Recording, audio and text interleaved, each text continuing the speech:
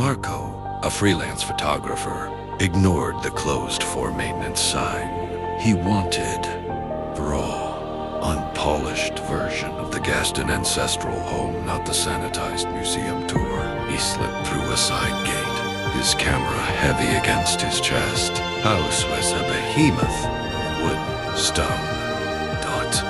Inside, the heat of the Negrense sun died instantly, replaced by a chill that felt like damp linen. Marco's boots clicked on the polished floorboards, the sound echoing too long, as if the house were stretching his footsteps.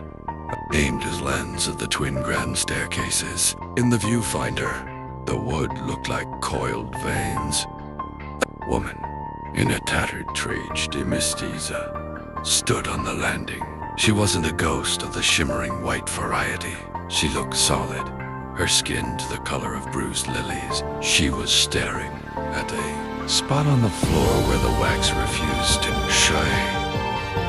Dot the Shulka didn't just build this house, she whispered, her voice like the rustle of dried cane husks. It fed it. Marco blinked, and she was gone. He told himself it was the heat, the trick of the afternoon light through the Capi's windows. He moved toward the dining hall, where a massive table of solid narrow dominated the room. The air grew thick with the smell of burned sugar. He looked down at the table. Instead of porcelain plates, he saw deep, rhythmic scratches in the wood fingernail marks. The shadows in the corner of the room began to detach themselves from the walls. They weren't. They were eating scalito, their eyes glowing with the dull orange of a furnace dot. The hacienderos lived in opulence, but the house remembered the cicadas, the workers who died in the fields, their blood literally tilling the wealth that bought these chandeliers. He turned to flee, but his path was blocked by a floor-to-ceiling mirror with a gilded frame. In the reflection, the Boulay Negrense wasn't a museum. It was a living, breathing organism, pulsed like a heartbeat. A dark, sticky syrup that smelled of iron.